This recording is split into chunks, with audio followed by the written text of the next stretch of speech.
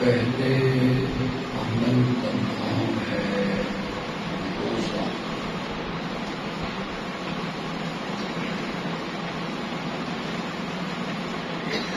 اور دوسرا عمل ہے قیام اللیل۔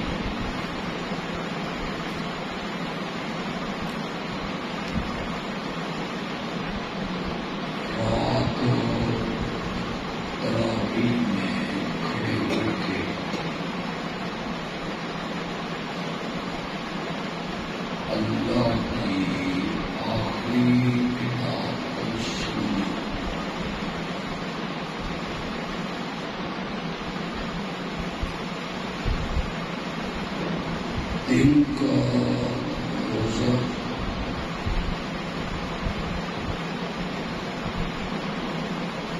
اور رات میں اللہ کے قرآن کو سننا،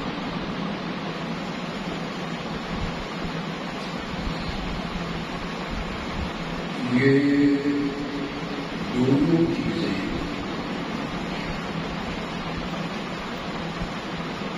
قرآن کی اور روزہ کی، یہ دونوں قرب الہی کا ذریعہ ہے۔ بے شک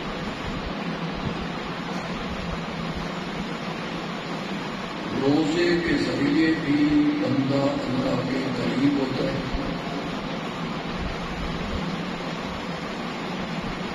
اور قرآن کے ذریعے بھی بندہ اللہ کے قریب ہوتا ہے۔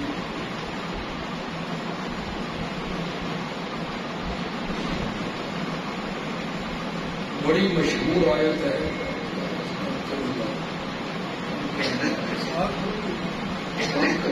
کم کریں.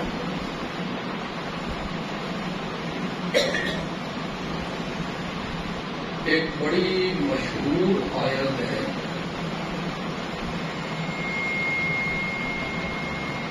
مجھے یقین ہے کہ آپ سب کو یاد ہو. وَاعْتَصِمُوا بِحَبْلِ اللَّهِ جَمِيعًا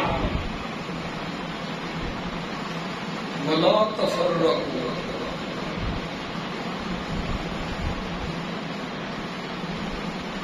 سارے مل کر اللہ کی رسی کو مضبوط تھام لو.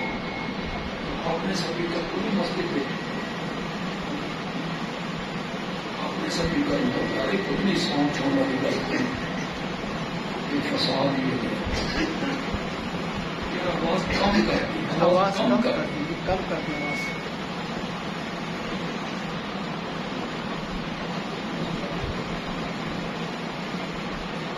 سارے مل کر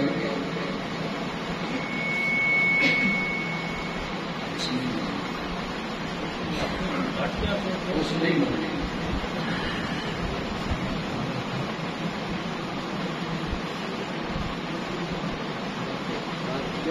بنیا کی میری آواز بن نہیں جاتی.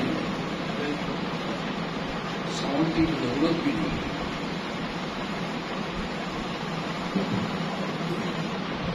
سارے مل کر اللہ کی رسی کو مضبوطی ولا تفرقوا اور فرقوں میں نہ بٹو. فرقہ واریت سے بچو اور فرقہ واریت نہ پھیلاؤ. سارے مل کر اللہ کی رسی کو کیا کر لو مضبوطی سے.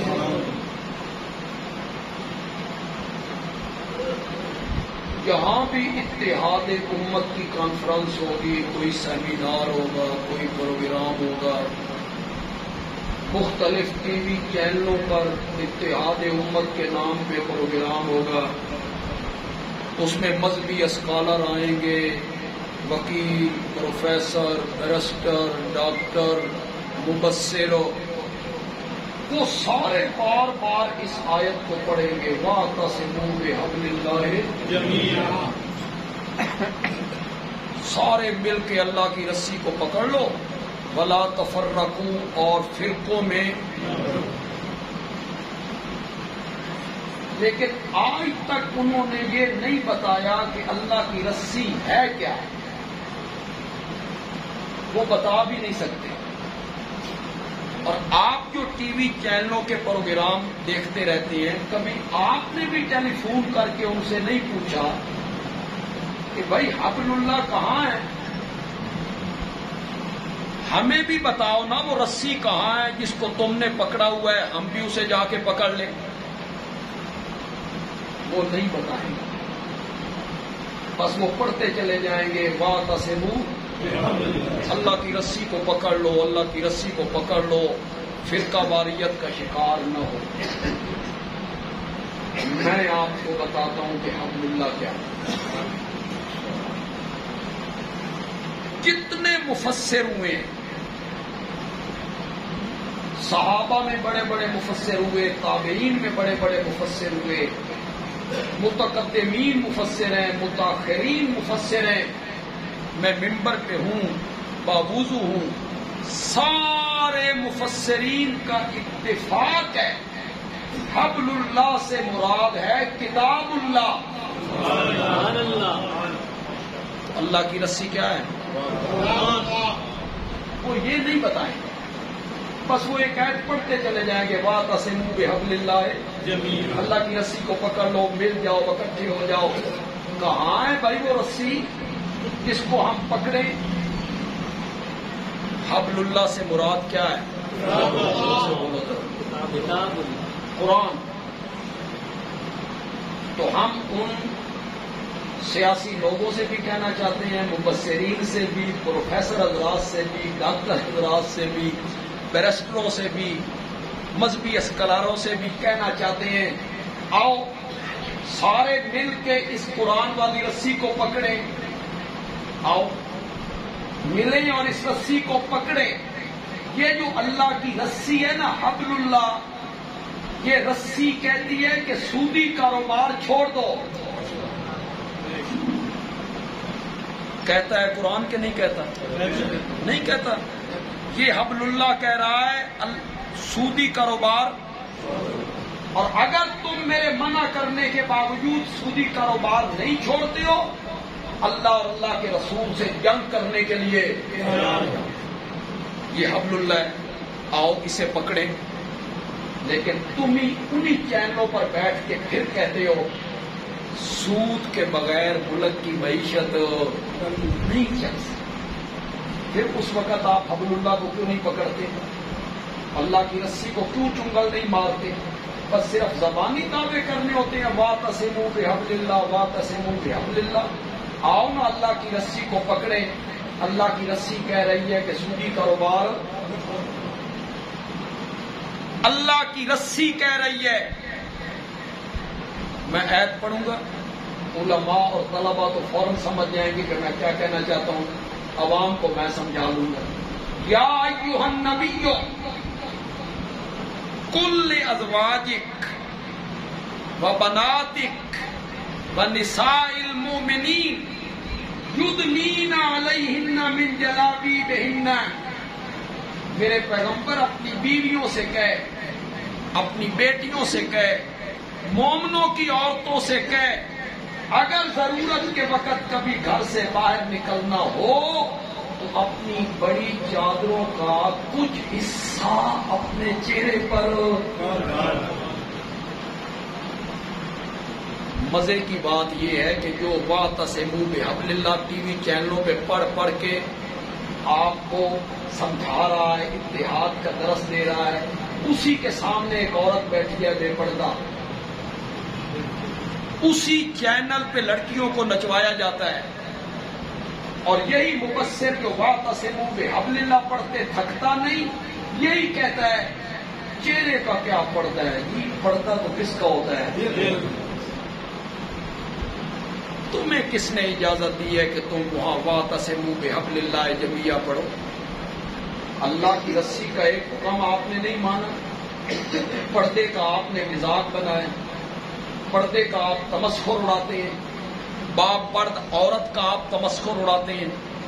آپ نے سروں سے چادریں اتروائیں، پھر آپ نے دوپٹے اتروائے، پھر آپ نے 10-10 سال کی بچیوں کو سٹیج پہ نچوایا، پھر آپ شام کے ٹائم اتحاد امت کا درس دینے بیٹھ جاتے ہیں اور پڑھنے لگتے ہو واعتصموا بحبل اللہ.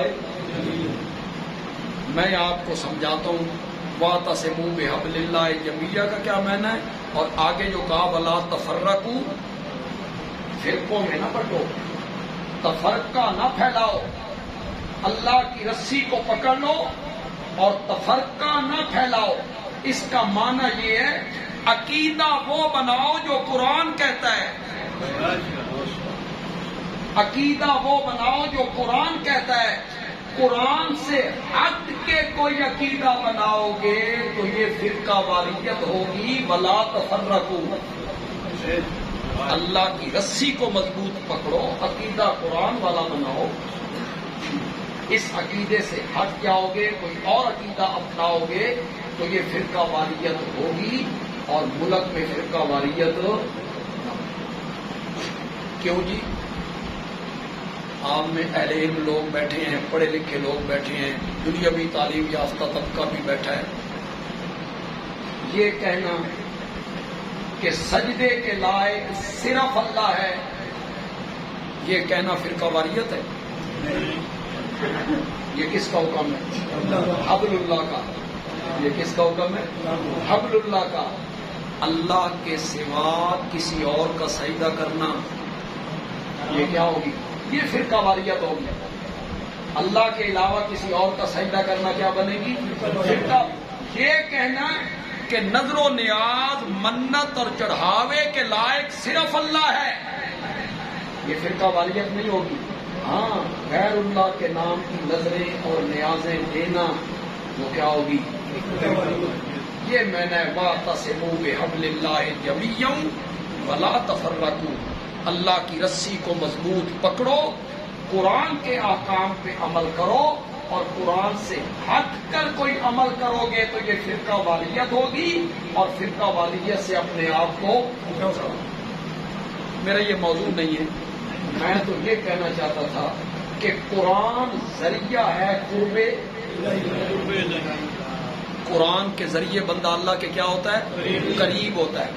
دیکھیں میں بیان کر رہا ہوں، آپ سن رہے ہیں، اس کان سے آپ سنیں، اس سے پیر نکال دیں، یہ کوئی مزے کی بات نہیں ہے، تھوڑا سا ڈوب کے سنیں، جس کو ہم کہتے ہیں تفکر یا تفقہ، فکر، سوچ، تصور، تھوڑا سا تصور کریں، آپ کو بڑا لطف آئے گا۔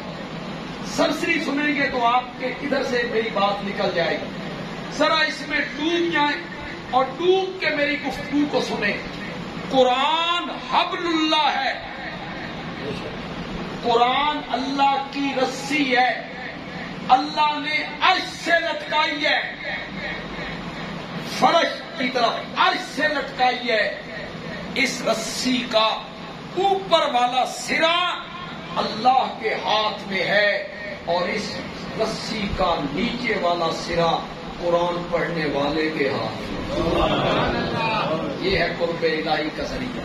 رسی ذریعہ ہوتا ہے چڑھنے کا۔ یہ ہمارے فوجی بھائی ٹریننگ کرتے ہیں تو انہیں پہاڑوں پہ چڑھنے کے لیے رسی کے ذریعے وہ پہاڑوں پہ چڑھتا ہے۔ ہمارے نوجوان اس طرح ٹرین ہوتے ہیں، اس بھاگ کے جیسے سیڑھی لگی ہوئی ہے، وہ رسی کے ذریعے اوپر چڑھ، رسی ذریعہ ہے اوپر چڑھنے کا۔ اللہ نے فرمایا میں نے عرش سے قرآن والی رسی لٹکائی ہے، مجھ تک پہنچنا چاہتے ہو تو یہی رسی ہے، اس کو مضبوطی سے پکڑ لو، مجھ تک پہنچ جاؤ۔ تو قرآن قرب الہی کا کیا ہے؟ قرآن کے ذریعے بندہ اللہ کے کیا ہوتا ہے؟ مجھے آتے ہوئے کہا گیا کہ تھوڑی سی گفتگو خلیفہ رابع داماد نبی حضرت سیدنا علی ابن ابی طالب رضی اللہ تعالی عنہ کے مطابق میں اسی ضمن میں کر لیتا ہوں، اسی ضمن میں کہ قرآن قرب الہی کا کیا ہے؟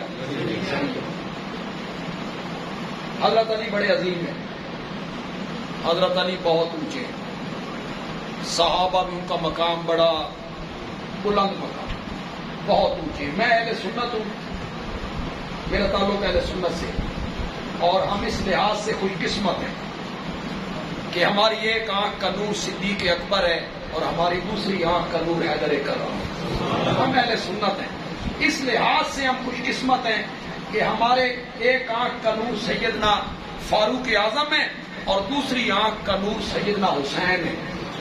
ہماری ایک آنکھ کا نور ام المومنین سیدہ عائشہ صدیقہ ہے اور ہماری دوسری آنکھ کا نور سیدہ فاطمہ ہے۔ ہم اہل سنت ہیں، ہمارا مسلک تبرہ نہیں، عوام کے تبرے کی سمجھ نہیں آنی، علماء کے ہونی۔ ہمارا مسلک تبرہ نہیں، ہمارا مسلک تولا ہے۔ ہم نفرتیں نہیں بانٹتے، ہم محبتیں تقسیم کرتے، ہم کسی پہ تبرہ نہیں کرتے۔ ہم جس طرح حضرت ابو بکر پہ تبرہ کرنا، تنقید کرنا، تان کرنا حرام سمجھتے ہیں نا، اسی طرح ہم حیدر کرار پر بھی تنقید کرنے کو حرام سمجھتے ہیں کہ صحابی ہونے کی نسبت سے دونوں برابر ہیں۔ صحابی ہونے کی نسبت سے مقام تو حضرت ابو بکر کا بہت اعلیٰ ہے، لیکن جس طرح حضرت ابو بکر صحابی ہیں، اسی طرح حیدر کرار بھی کیا ہیں؟ سارے صحابہ ہمارے لیے قابل احترام ہیں، سارے صحابہ ہمارے لیے قابل عزت ہیں۔ حضرت علی رضی اللہ تعالیٰ عنہ کا بہت مقام ہے، بڑی خدمات ہیں ان کی۔ میں سمجھتا ہوں کہ ان کی سب سے بڑی عظمت یہ ہے کہ ان کی پرورش نبوت کی گود میں ہوئی۔ یہ کسی صحابی کو یہ شرف حاصل نہیں، اور کوئی صحابی نہیں ہے جس کو یہ شرف حاصل ہو کہ اس کی تربیت نبوت کی گود میں ہوئی ہو۔ آپ ایک منٹ کے لیے تصور کریں، حضرت علی بچے ہوں گے، 3 سال کے، 4 سال کے، 5 سال کے، میرے آقا نے ان کے کس طرح اخلاق سنوارے ہیں. تو کرو ذرا، کس طرح سیرت سنواری ہوگی، کس طرح اخلاق سنوارے ہوں گے.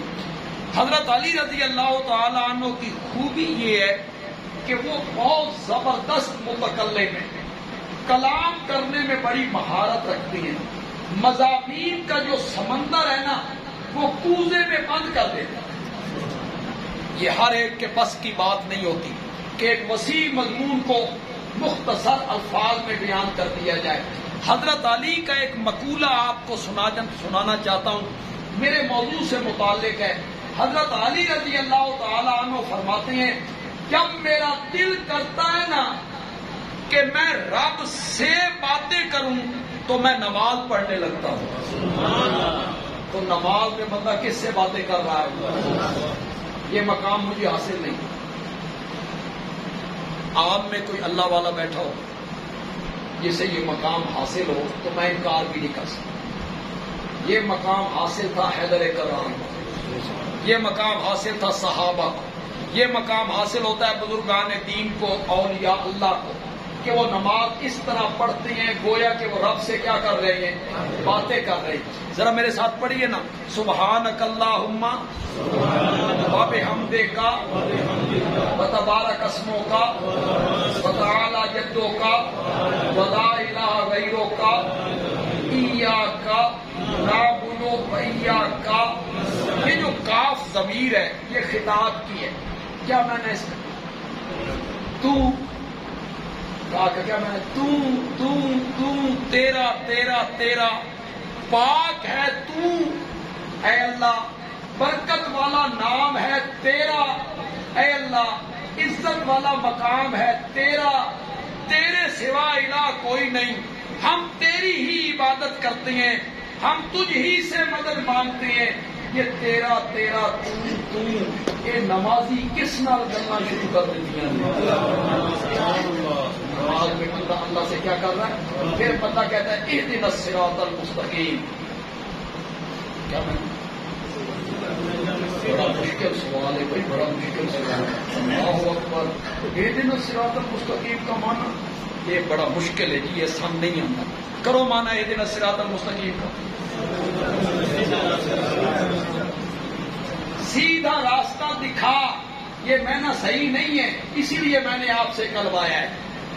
میں نہ کیا شاہ عبد القادر محدث دہلوی رحمت اللہ علیہ نے ہمیں سیدھے راستے پہ چلا. اگر سیدھا راستہ نہیں دیکھا ہوا تو اس نے وضو کیوں کیا؟ سیدھا راستہ نہیں دیکھا تو نماز کی نیت کیوں باندھی؟ سیدھا راستہ اس نے نہیں دیکھا ہوا تو سبحانک اللہم کیوں پڑھا؟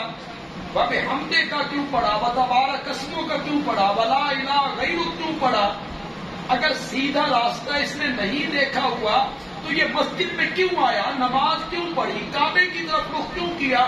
معلوم ہوتا ہے سیدھا راستہ تو یہ دیکھ چکا ہے، اب یہ التجا کر رہا ہے کہ مرتے ٹائم تک اسی راستے پہ چلا. میں اس سے ادھر ادھر نہ ہو جاؤں، اسی راستے پہ چلا. وقت کیونکہ بڑا مختصر ہوتا ہے، میرے باتیں بہت سی کرنی.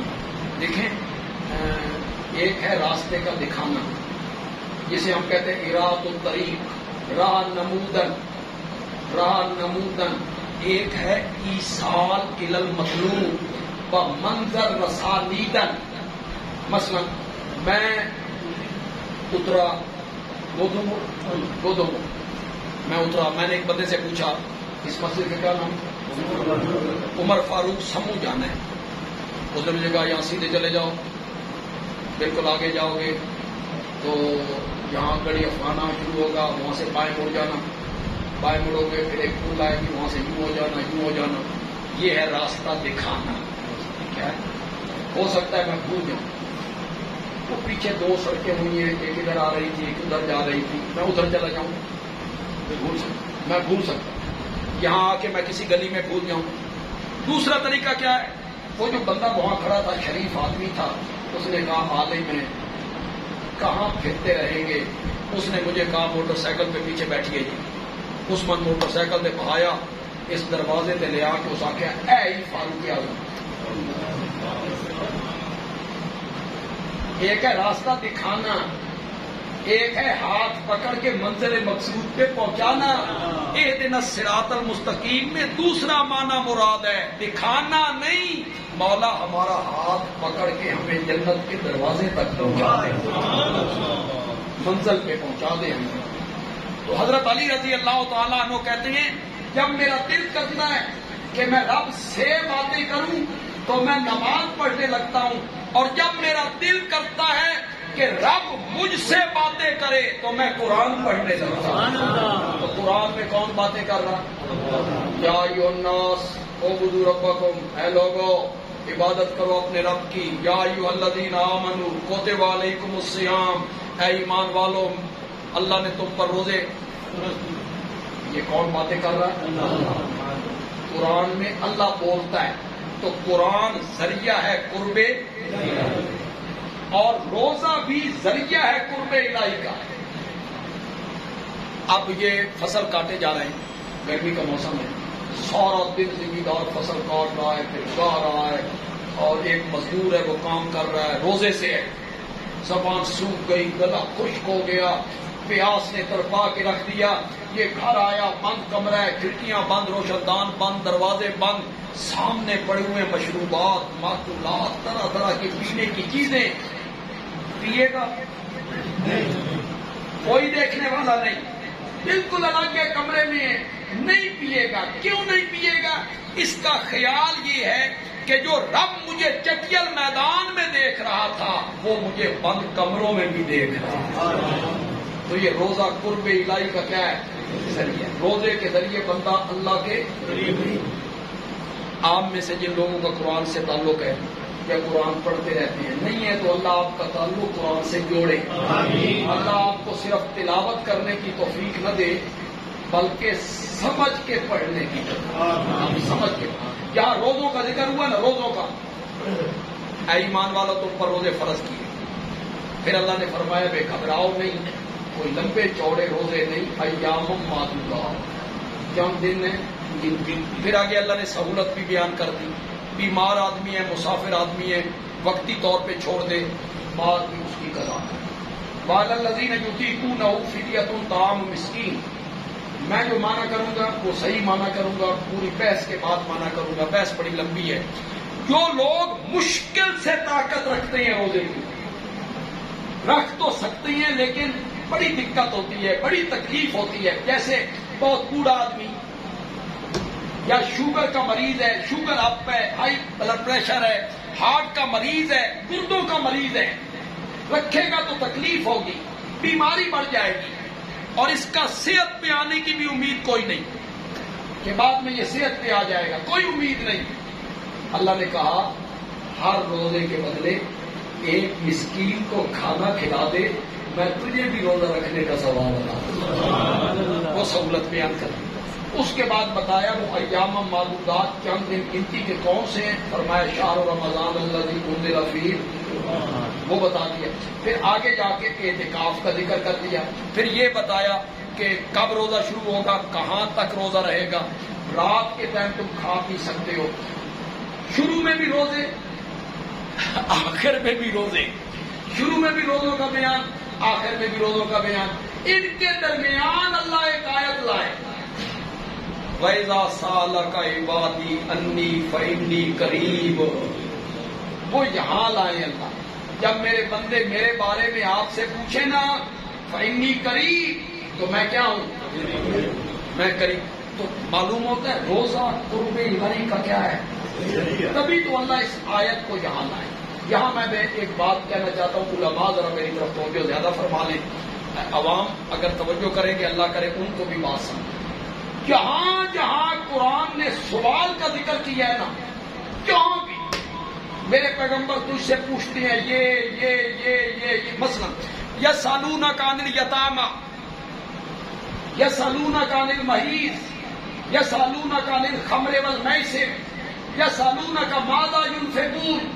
تجھ سے پوچھتے ہیں یتیموں کے بارے میں، تجھ سے پوچھتے ہیں کیا خرچ کریں، آپ سے پوچھتے ہیں حیض کے مسائل، آپ سے پوچھتے پوچھتی ہیں شراب اور جوئے کے بارے میں کتنی چیزوں کا سوال ہوا، اللہ نے جواب دیا تو اللہ نے فرمایا قل، میرے پیغمبر تو کہہ، آگے وہ مسئلہ بیان کر، لیکن قل کے ساتھ میرے پیغمبر تو کہہ۔ اور یہاں جب بندے اور رب کا معاملہ آیا نا تو یہاں قل کوئی نہیں، وَإِذَا سَأَلَكَ عِبَادِي عَنِّي فَقُلْ إِنِّي قَرِيبٌ، یہاں قل کوئی نہیں، تو کہہ کہ میں قریب ہوں، تو کہہ کہ رب قریب ہے، یہاں قل ہٹا دیا، فرمایا جہاں تک احکام کا تعلق ہے وہ تم تک پہنچیں گے نبی کے واسطے سے، اور جہاں تک پکار اور دعا کا تعلق ہے اس میں کسی واسطے اور وسیلے کی کوئی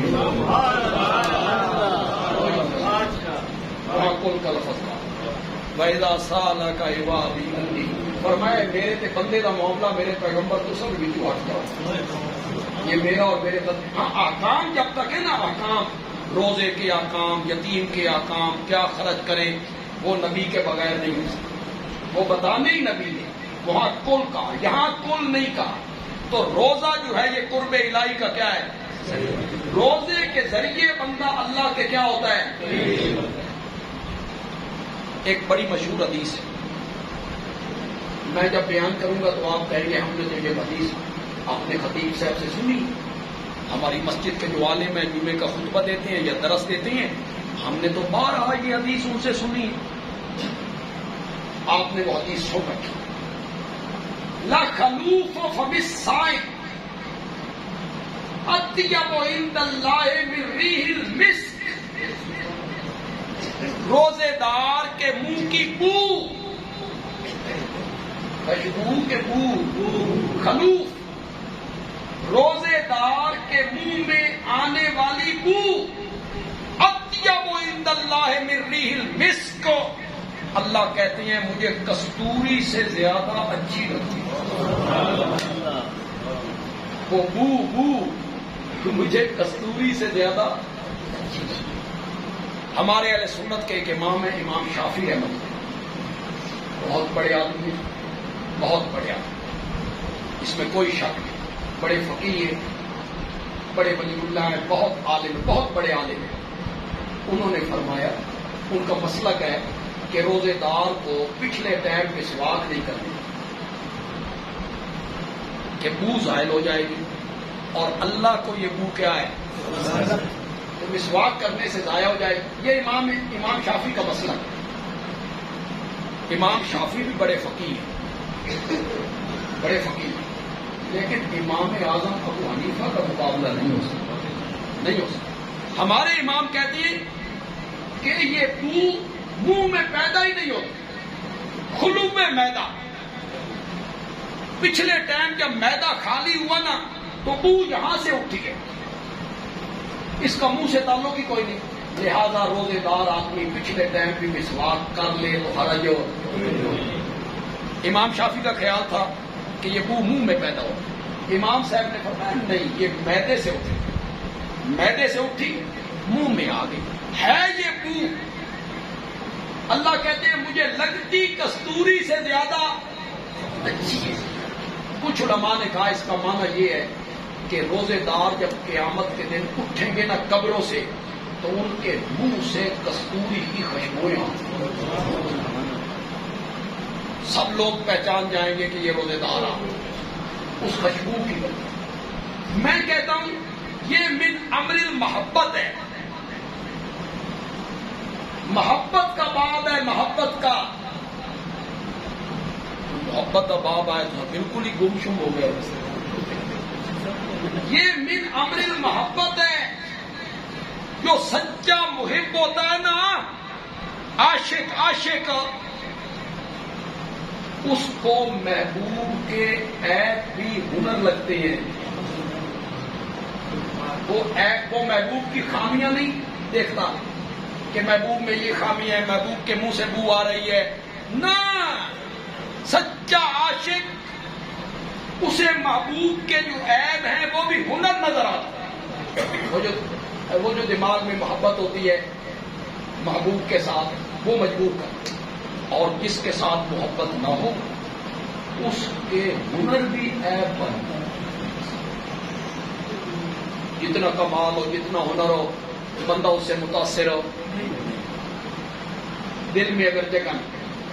کہتے ہیں نا کہ ایک بزرگ تھے نیک تھے بڑا احترام تھا باہر، لوگ اٹھ کے ملتے تھے گھٹنے چھوتے تھے ہاتھ چومتے تھے اور بڑا دربار تھا حضرت کا، بڑی لوگ باہر ان کی قدر و قیمت تھی. بیوی نہیں مانتی، بیوی کہتی تھی کھلو میں جانتی ہوں تو کتنے پانی سے، کیونکہ وہ رازدار ہو، بیوی رازدار ہو، خامد کی رازدار، اس کو پتا ہوتا ہے کہ میرا خامد کتنے. بیوی بڑی مشکل سے مانتی، بیوی معتقد نہیں ہوتی. باہر بڑا خطیب ہے، بڑا نعتخوان ہے، بڑا مفسر ہے، بڑا محدث ہے، بڑا شیخ الحدیث ہے، بیوی اکیلے کھلو میں جانتی ہوں تو کتنے پانی کی. تو بیوی متاثر نہیں ہوتی، معتقد نہیں ہوتی. میرے موضوع سے تو یہ بات متعلق نہیں ہے، بس ذہن میں آ گئی ہے، بات کرنے لگا ہوں. آپ کتنے اس سے مزہ لیتے ہیں. بیوی معتقد جلدی نہیں ہوتی نہیں ہوتی نہیں ہوتی. یہ میرے نبی کا کمال ہے کہ میرے نبی کو سب سے پہلے مانا ہی میری بیوی میرے نبی کی بیوی نے تھا. حضرت خدیجہ نے سب سے پہلے مانا، یہی تو معتقد نہیں ہوتی. تو بیوی کہتی تھی کھلو تو بڑا تو آگے ہے. ایک دن بیوی بیٹھی ہے سین میں، اوپر ایک بزرگ اڑ کے جا اڑتے ہوئے جا رہے ہوا میں. بیوی کیا بلے بلے یہ ہے نا بزرگی، میرا خامد بزرگ بنا پھرتا ہے. بزرگی یہ ہے. حضرت آئے، بیوی نے کہا بڑا بزرگ بنا پھرتا ہے. بزرگ آج ویکھیا ہوا میں اڑ کے جا رہا تھا. اس کا کیا کرما لیے میں سا وہ میں تھا. تو پھٹ کہتی ہے تائیں ڈنگا ڈنگا اڑا. جس کی قدر نہ ہو اس کے ہنر بھی کیا بن جاتے ہیں، اور جس سے محبت ہو جائے اس کے عیب بھی کیا بن جاتے ہیں، ہنر بن جاتے. میں سمجھتا ہوں یہ من امر المحبت ہے. اللہ کہتے ہیں روزے دار میرا محبوب بن گیا ہے. روزے دار نال میں پیار پا لیا، روزے دار نال میں محبت کر لئی، روزے دار نال میں دوستی کر لئی. روزے دار میرا محبوب بن گیا ہے. اس کے منہ سے آتی تو بو ہے، مجھے لگتی خوشبو ہے. تو یہ روزہ جو ہے یہ قرب الہی کا کیا ہے. اسی لیے وہ ایک بڑی مشہور حدیث ہے، آپ نے علماء سے سنی ہوگی، الصوم لی انا اجزی بہ. روزہ خاص میرے لیے ہے اور میں روزے کی جزا دوں گا. یہ جو قرآن کی یہ جو حدیث ہے اجزی بہ، ہماری حدیث کی کتابوں پہ زبر زیریں نہیں ہوتے. ہمارے طالب علم گرامر کے زور سے پڑھتے ہیں. یہ معلوم ہے، مجہول ہے، ماضی ہے، مضارع ہے، ہمارے اسم تفضیل ہے، اسم ظرف ہے، وہ اس گرامر کے زور سے پڑھتے ہیں. ورنہ حدیث پہ کوئی زبر زیریں نہیں. پہلے تو قرآن پہ بھی نہیں تھی زبر زیریں. عرب کے لوگوں کو کیا ضرورت تھی زبر و زیروں کی. آپ کی معلومات میں اضافہ کر دوں، یہ قرآن پہ جو زبر زیریں لگوائی تھی یہ حجاج ابن یوسف نے لگوائی. کوئی پریشان نہیں، کس نے لگائی تھی؟ یہ بڑا احسان کیا اس نے. ہم بھی اس کو پڑھنے کے کیا ہو گئے، قابل ہو. تو حدیث پہ زبر زیریں نہیں ہے. اب میں اسے انا اجزی نہیں پڑھتا، میں مجہول پڑھتا ہوں. میں اسے مجہول پڑھتا ہوں. الصوم لی وانا اجزا بھی، اجزی نا اجزا بھی. یہ اگر مجہول پڑھے نا بڑا خوبصورت معنی بنتا ہے. اللہ کہتے ہیں نمازوں کا بدلہ جنت، زکوٰۃ کا بدلہ جنت، حج کا بدلہ، عمرے کا بدلہ، تلاوت ذکر و اذکار کا بدلہ جنت. جنت کی نعمتوں کی شکل میں جب روزے دار آئے گا اللہ کہیں گے روزہ خاص میرے لیے ہے اور میں خود اس کا بدلہ ہوں. میں خود اس کا بدلہ ہوں. جس سے وہ آپ بھی فرمائے کہ ہم تیرے ہیں. اپنی آہوں میں یہ تاثیر کہاں سے؟ جب اللہ کہے میں جو تیرا ہوں، اللہ کہے میں جو تیرا ہوں، تو قرآن بھی قرب الہی کا ذریعہ ہے اور روزہ بھی قرب الہی کا کیا ہے؟ ان دونوں کے ذریعے بندہ اللہ کے کیا ہوتا ہے؟